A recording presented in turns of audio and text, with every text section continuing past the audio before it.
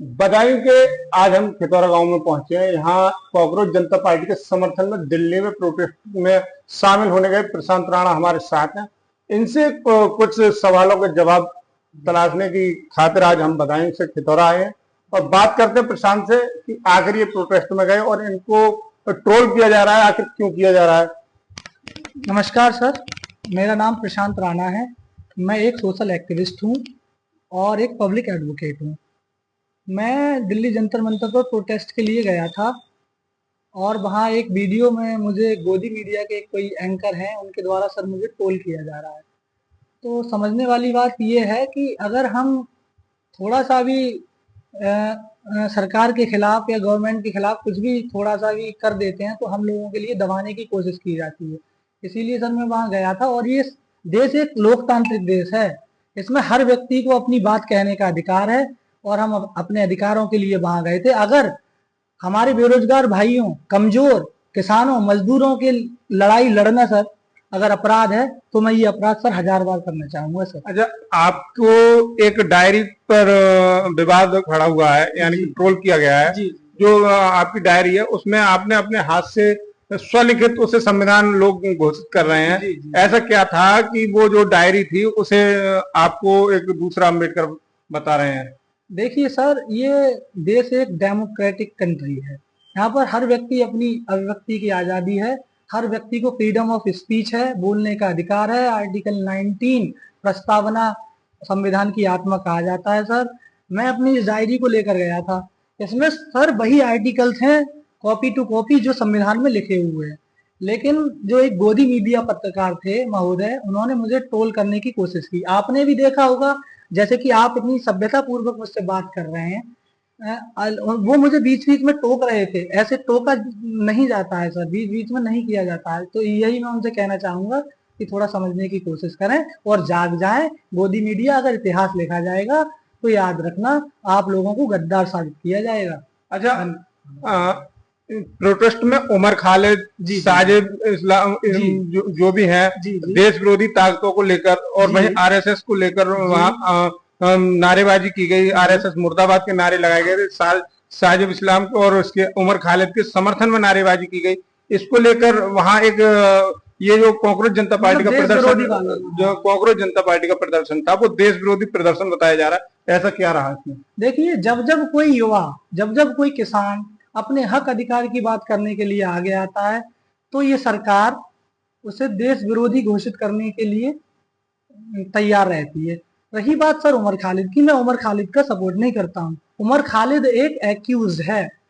Judiciary ने उसे केवल एक एक्यूज बनाया है, अभियुक्त। उमर खालिद को अभी कोई आधिकारिक रूप से अपराधी घोषित नहीं किया गया है। नहीं, जिस आदमी के नाम से, जिसके जिसके नाम से और जिसने दंगा कराने की कोशिश की, उस आदमी को आप अभियुक्त करार दे रहे हैं। जी। अभी इसे हम भी अपराधी नहीं कह सकते। जी, जी। लेकिन कुछ लोग इसे मानते हैं। आखिर ऐसा क्या है? देखिए सर, ऐसा है, लोगों का मानना तो ये है कि तरह तरह के प्रोपेगेंडा लोगों के द्वारा अपनाए जाते हैं, क्योंकि अब ये एंटी इनकम्बेंसी की लहर जब देखते हैं अपनी तरफ तो नए नए तरह की चीजें ये लाने का काम करते हैं। और एक बात मेरी याद रखना आप लोग, इस पार्टी के पास बहुत बड़ा आईटी सेल है जो सोशल मीडिया के दम पर एकदम समाज की दिशा और दिशा दोनों तय करने की कोशिश करते हैं। अच्छा, एक आपने ये कहा आईटी, इस पार्टी के पास आईटी सेल है। जी, जी। लेकिन मैंने खुद व्यक्तिगत रूप से देखा है कि लोग सोशल मीडिया पर या तमाम जगह कमेंट कर रहे हैं कि इतनी भीड़ हमारे भंडारे में इकट्ठी हो जाती है, इतनी तो वहां हो नहीं पाई थी। और प्रोटेस्ट सुबह 10 बजे से लेकर शाम 5 बजे तक था, लेकिन वो 3 बजे ही समाप्त हो गया। ऐसा क्यों? देखिए सर, मैं इस बात पर ये कहना चाहूंगा, अभी सीजेपी कोई रजिस्टर्ड पार्टी तो है नहीं। अभी बहुत छोटी पार्टी है और एक छोटी सी पार्टी में इतनी बड़ी संख्या में लोगों का आना, आपने देखे होंगे वीडियो, कितने लोग थे अपने हक अधिकार के लिए लड़ने वाले, नौजवान, युवा, किसान, ऐसे लोग आए थे। और हमारा वहां जाने का मेन मोटिव तो सर श्री धर्मेंद्र प्रधान जी का इस्तीफा लेना था। आप मुझे बताइए, क्या देश का बच्चा, नीट एग्जाम जो था, national eligibility entrance test exam, उसमें 17 बच्चों ने सर अपनी जान गंवाई। क्या आप ये बात मानते हैं कि सरकार की कोई अकाउंटेबिलिटी नहीं बनती है? एक ट्वीट तक माननीय धर्मेंद्र प्रधान जी द्वारा उन मारे गए बच्चों के ऊपर सर नहीं किया गया।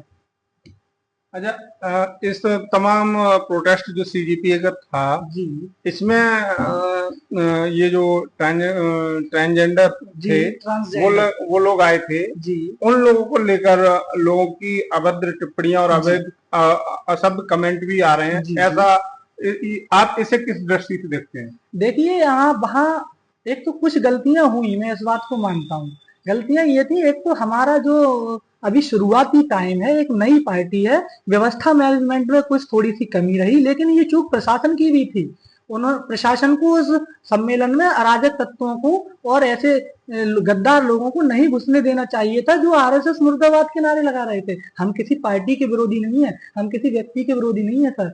हम इस बनी हुई व्यवस्था के विरोधी हैं जिसमें किसान मजदूर लोग अपने हक अधिकार के लिए लड़ रहे हैं, और हम वादा करते हैं अगर हम यह व्यवस्था एक दिन बदल कर रहेंगे और यहाँ पर बात केवल शिक्षा चिकित्सा रोजगार लॉजिस्टिक और इंफ्रास्ट्रक्चर की होगी। बात हिंदू मुसलमान की राजनीति का समय चला गया है, अब देश का यूथ जाग गया है सर, और बात अब शिक्षा और चिकित्सा की होगी। शिक्षा और चिकित्सा के मामले में जी भारत की इकोनॉमी भी सही सलामत बताई जाती है, लेकिन बात अगर शिक्षा और चिकित्सा की जाए जी तो वर्तमान सरकार इन दोनों मुद्दों पर काम कर रही है। जी इसे किस दृष्टि से देखते हैं? देखिए मेरे हिसाब से तो ये मौजूदा समय में सरकार पूरी तरह से फेल है। 17 बच्चों का सुसाइड कर लेना कोई मामूली बात नहीं है। आप सोचिए क्या उन बच्चों के माता पिता पर बीती होगी, सोचने वाली बात है।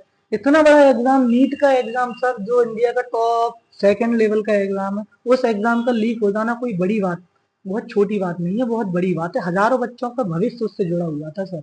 मैं ये कहना चाहता हूँ आपसे। तो ये थे हमारे साथ प्रशांत राणा, जो एक सोशल एक्टिविस्ट और पब्लिक लॉयर है।